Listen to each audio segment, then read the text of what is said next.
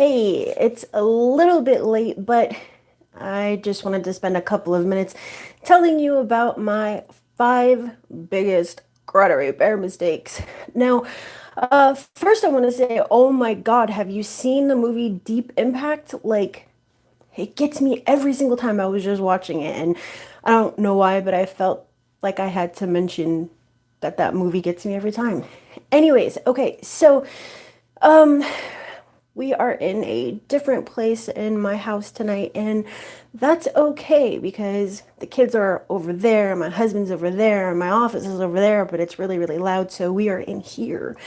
Anywho, I hope you had a wonderful week, or beginning of your week, and let's get down to beeswax. All right, so some of these are going to sound really, really simple, but trust and believe that when I say that these are important, it's because they are. Okay, so I'm going to, I guess I'll just name all five first. So the first one is, and this is like all like for real, all reasons in one and all accounts in one. So number two is obviously templates, but like 50-page templates, okay? These are real things that I did. Three, reasoning with the bureaus. The bureaus do not give a crap. They don't give a shit about the things that you have to say and the reasons that you are complaining. Because remember, they are a complaints department, okay? Like that's literally all it is. Okay, moving on. Number four, faxing, online, and phone disputes. And number five, if I could read my own writing. Oh, responding to request for additional information when they obviously send it. Like, you didn't send in your identification. You didn't send in this. You didn't send in that. All right, so going back to number one, all reasons in one and all accounts in one. What that means is that I used to actually send letters, these really, really, really long letters with every single account that I was disputing all in one letter. So if the client had 25 accounts, all of those 25 accounts would be in that one letter. If they had 100, yes, I do deal with people that have like that many, they would be all in one letter. Dude, unless it's medical, you should not be sending 100 freaking accounts in one letter. And then even furthermore, there should only be one dispute reason per account, and there should only be 10 accounts per letter. So if you're sending in these long ass letters with all these accounts and all these reasons, number one, you're basically going to run out of your reasons on round one. And number two, it's probably going to be marked as frivolous because you shouldn't be sending in that many accounts per letter. All right. Number two, templates. There's actually a second part to that, stall tactics and scare tactics. So with templates, I used to use them. Okay. That was like 100 years ago. And that was when I was just like learning from somebody. It was a chick that taught me this stuff. And it was because like I didn't really know anything about anything other than the fact that I fixed my own credit. I thought I was like the shit with it, and obviously I wasn't because I had a lot to learn and all of that. But first I used templates, and then I was like, hey, you know, this doesn't make any sense. Why are we sending all in the same stuff? But I was sending in these like 4 to 5 page letters that all like they were all in bold. This is your first, you know, blah, blah, blah. This is my second, blah, blah, blah. This is my third, blah, blah. You failed to, no, no, no. I did all that stuff. I did all that stuff. And while I was getting results, like it wasn't what it could have been. It wasn't where it should have been, right? I was like, oh man, there's gotta be something more to this. There gotta be another way to do this, right? So yes, that was a mistake because it's not the right way to dispute. It's not the best way to get results, and you are cheating yourself or your clients by disputing like that. So if you're doing it like that, I'm not here to tell you to stop, but what I am here to say is there is another way. I teach you that way, and it's really not all that difficult. You just have to know how to dispute, what an account should look like, what it should not look like, and, obviously use common sense, right? So with stall tactics and scare tactics, like, I would get super scared. Like, my clients would receive these letters that would say, like, for example, Experian. I'm sure you've seen one of these letters where they're like, we're no longer going to reinvestigate unless you send in additional information directly from the creditor or the, whatever, or from the courts, or new and relevant information. I'd be like, oh, sorry, I can't help you any further because Experian says blah, blah, blah. Obviously, the bureaus are not there to help you. They're not there to say, oh, well, Kristen, why don't you just, dispute this way and we'll give you better results if you dispute that way. No, dude, there's no hand holding, there's no help, there's no nothing. It is a complaints department. You are literally writing these complaints, right? These are my notes. These are my notes. You're taking your complaints and you're sending them in and you're like, yeah, I didn't pay for these accounts. And like, not only did I not pay for them or like I was late on them, but like, I also, because there's like a date that's wrong, I also want you to remove them from a credit report. Dude, no. They don't care. They're not there to help you, okay? They are a complaints department and your disputes are nothing more than complaints. They just have to be written the right way, okay? So when my clients would receive all of these, stop disputing, we think you're working with a credit repair company, we think that, that this is fraudulent, blah, blah, blah, I would be so scared, like, I would literally stop disputing. And that's exactly what they want you to do. They want you to stop disputing. They want you to get frustrated. Like if you're with a credit repair company, what their goal, they being the bureaus, creditors, collectors, their goal is to frustrate you to the point that you're like, I'm not doing this anymore. I'm not doing this anymore. I am going to fire the company that I'm with, or if you're doing your own credit, I'm just going to stop. And eventually, if you do go to another company, now you're going to be set back all that time, whether it's 4 months or, a year or whatever, and you're going to have to start all over from the beginning, right? So they want you to just say, hey, you know what? They're not responding to me. They're ignoring me. And so I guess that's the end of the road. I guess that's it for me, right? You can't do that. You can't do that. You can't let them win. Remember, complaints department, okay? All right. So when they're sending you these, things to get you to stop disputing, you have to remember that it doesn't matter what they say. The only things that matter that come in the mail or at all are new information on the credit report, which you're going to see on Identity IQ anyways, or wherever you're pulling your credit report from. And if it says deletion, that's the only thing that we care about from the bureaus, right? Besides that, it's all bullcrap. And you have to realize that when you're using factual based disputes, if you look at the whole no reinvestigation letter thing from Experian, it says without new and relevant information. Tell me, what is a factual based dispute? What happens? You're never reusing disputes, right? And that's another mistake. It should be number 6. So technically top six mistakes that I made that you need to avoid. Reusing dispute reasons. So using the factual based dispute reasons, you would go from one dispute reason to another, never being the same, right? So that means that you are using new information that is relevant to the account and that you're not reusing that information. So to comply with their request for new and relevant information on a new dispute, or they won't obviously investigate, that's all you do is you go and send another letter with your new and relevant information taken directly from the credit report because it is irrefutable information. They're the ones reporting it. Why aren't you going to use the information that they themselves are reporting on the credit report? Like, duh, right? Okay, moving on. Reasoning with the bureaus. They don't care. They don't care, dude. They do not care about your sob story. They don't care about anything. They don't care whether it's a person or a computer programmed by a person. They don't care.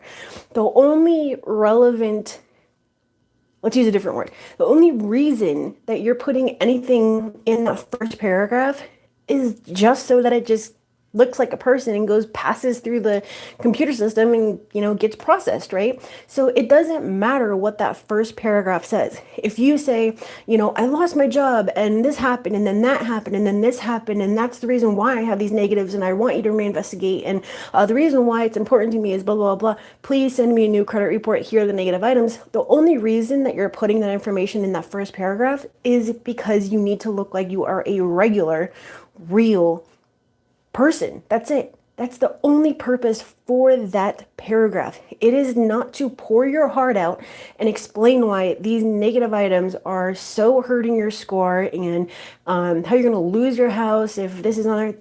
Nobody cares about that. I don't say that to be rude. I say that because we're dealing with artificial intelligence. There's no people. There's no people with these investigations. You're dealing with a computer.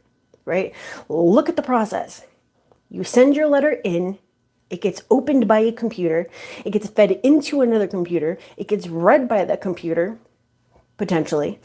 If it can read it, it then sends it through eOscar, gets sent to the creditor or collector or whoever, right? So unless it accidentally or on purpose or whatever goes to a human because he can't read it or whatever, who then turns it into a 2 to 3-digit code and then it still goes through Oscar, it's not going to go to a person. So you're dealing with a computer that needs to determine what it is that you are saying. That's the only purpose of your letter. So having said all that, taking up 2 minutes, they don't care. Remember, you are dealing with a computer. So the reason that you need to be very clear and concise with what you are saying in your letter is very simply because the computer needs to understand what you are saying. If, okay, you remember the whole Larry King Live thing with the book, the Scott and Allison? I actually have that. There's like one page, I have no idea where it is in the book because it's like been 3 years since I looked at it, but there's a letter that has like nothing in it makes sense whatsoever. It's a bunch of gibberish, and then it has the accounts you're disputing, and then like delete it or whatever, and then that's the end of the letter. But the whole thing is like 2 pages of just gibberish. And if you have the book, you will know what I'm talking about. Like, you can't send letters like that. Like, you can't send letters that a computer cannot understand because, or even a human, because that human only has X amount of time to process X amount of letters in 1 hour, or investigations, whatever, in an hour or however long. And they have to know exactly what you are saying or what you want, which is another reason why we use formulas, right? The dispute reasons. You have to say the action, the justifier, the reason, the outcome, delete this account for inaccuracy because the date last active is inaccurate, date, delete this account, or whatever, right? So there's a formula to everything that we say. So when the computer reads it, it's going to understand exactly what you are saying. So your entire letter, the whole shebang, needs to be easily understood by artificial intelligence as well as a human, okay? But bottom line is, long story short, they don't give a shit, all right? Keep that up here. They don't give a shit. Okay, number 4 is faxing online and phone disputes. And yes, I have done every single one of those. Faxing. I think maybe only one bureau still even has the whole faxing thing going on. That's like so like 1980. Not really, but you get what I'm saying. It's like mad long ago. I think the last fax dispute I sent was January 2018. It's the same month that Credit Check Total stopped being cool. So it was probably, January 2018. When I say stop being cool, their entire interface changed and everything, it was like bazonkers about it. You can like, if you have or had credit check total, you'll know what I'm talking about. It does not show the same anymore. So anyways, it was a really, really easy way to send through the disputes, right? Because all you have to do is just send it by fax. You have your cover letter, your letter, and your identification and whatever. So they used, they being the bureaus, used the whole, personal information, confidential information type thing to say, hey, look, that's not a secure way to send personal information, confidential information, so we're not going to do it anymore. But it made it so simple, right? You didn't have to pay for postage. It's like 8 cents for like a page or whatever. And it was just like, boom, didn't even have to leave the office or home or wherever, right? You just sent it through. Now that option is totally gone. Okay. You also got a confirmation that they received it. So that was another thing that was pretty cool about it. So the only thing is that even though your fax said that it was received, they do not give anything that says, hey, we actually received it. So you're screwed if you sent it that way. But anyways, it's a moot point because faxing is no longer a valid option, but I used to do it and it was probably something I didn't need to do. Online disputes. If you are disputing online, you are giving up your rights under section 623 and 611. You can't take them to court. You can't, you basically just said, hey, I disputed this. I'm okay with it. When it comes back and it's not in my favor, whatever, dude, like I'm totally cool with it. Do not dispute online. Now, once again, I'm not telling you what to do. I'm not telling you how to do it. I'm not telling you anything like that. But what I am saying is, in my opinion, in my experience, in my actual whatever, that is not something that you should be doing. When you send your letters by mail, you don't have to give any rights. You're not giving up any rights. We are only afforded so many rights under the FCRA and the FDCPA and all that kind of stuff. So why give up any of them at all, right? So I did online disputes. I did all that kind of stuff. So yeah, no, rights all out the window. And then phone disputes. I actually know a couple people who own businesses that follow up their letters by calling on the phone for their specific, gender, right? I've only done that one time and I was like, yeah, I'm not doing that again. So faxing online and phone, dude, put that in the garbage and put that in your whole basket of, I'm not going to do that stuff because number one, it doesn't work. Number two, you got to give up rights. Number three, blah, blah, blah. It just, no, dude. No, the only way that you should be sending in disputes is by mail. Okay. And this is so much longer than I wanted it to be. 17 minutes and 59, 60 seconds. Okay. Number five, responding to a request for additional information. So have you ever sent in a dispute to any of the bureaus, either one, anyone, and you got something back saying, we didn't understand the nature of your dispute. The original one that I had mentioned about, new and relevant information from Experian, you didn't send in your identification. Your identification is expired, such as utility bill, cell phone bill, all that kind of stuff. Any one of those things where you have to send in additional information. If you have, you would know that when you send in this additional information, which was probably not needed to begin with, you are giving them an additional 15 days. So your 30-day dispute now just turned into an additional 15 days because you sent in that extra information. So if you go through the FCRA, I can't remember what section it is. Could be 623, but I cannot tell you off the top of my head.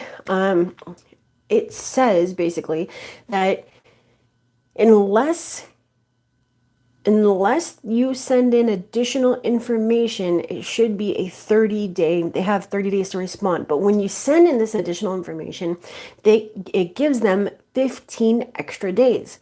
So if you already know that, number one, they're probably going to ignore you, or number two, there's going to be verified, or number three, whatever, that they're just going to drag this on, why would you be giving up additional time?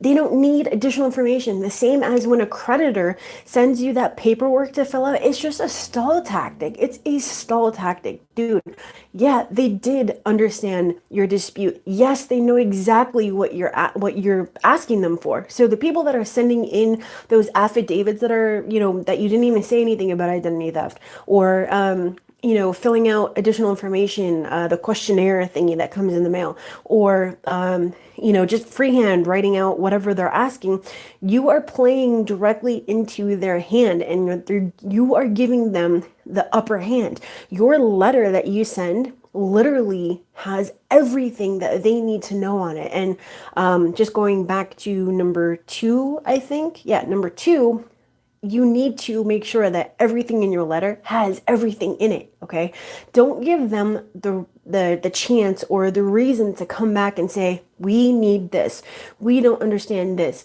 we need you to this. Everything goes in that one letter. Okay, so basically what you're doing is ensuring that as much as you can, because obviously you can't control, I mean, there's only so much you can control is basically what I'm saying, right? So anyways, bottom line is just do not make it easy for them to come back with something that you are missing. Make sure that your letter includes every single thing that is required. If you don't know what goes into a dispute letter, one of the most recent things that I put out like a couple of days ago, totally free, no personal information required, literally tells you exactly like the checklist, the ultimate dispute checklist, I believe, and it should be the title of the video. So if you don't know what goes into a dispute letter, you should check that out. And if not, that's it. Those were my 5/6 biggest mistakes, and they sound small, but they are really, really big because number one, they totally changed the way that I used to dispute versus how I currently dispute. And there's a huge difference in the results. Okay, so your results tell you everything. Your results literally tell you whether you are doing a shitty job, whether you should, like, if you're not getting any results, obviously something needs to change. But your results tell you everything. The responses that you get tell you everything. So you need to study, analyze whatever word you want to toss in there. Your result, your letters, track these things, log them, whatever, and act accordingly. Okay, so it's been 22 and a half minutes. Like I said, this has been way longer than I wanted it to be. And by the way, as of tonight, I am giving free access to Letterfi 180, which allows you to create unlimited disputes, lifetime access, and all you have to do is share your personal link. If you want information about that, you can check out Facebook, or you can check out the community section, like the posts or whatever on YouTube here on my page. And when I get back to my computer, which I will be doing in just a moment, I will put it in the description when this turns into a video. So yeah, anywho, I hope you guys have a wonderful evening, and if you need help, post it in the comments and let me know your questions. But other than that, if you need professional help, and no, I'm not talking about professional help like that. If you need professional help with your dispute and you don't want to do this anymore, let me know. You can schedule a call using the link in the description of any video that I have, and I will see if I can help. But otherwise, use the link to share to get your own copy of Letterfi 180. Go check out Facebook, go check out Twitter, go check out the rest of my videos here on YouTube, and make sure to like, comment, and subscribe. And I will see you guys later. I hope you have a great evening, and thanks for being here with me kind of late. All right, bye guys.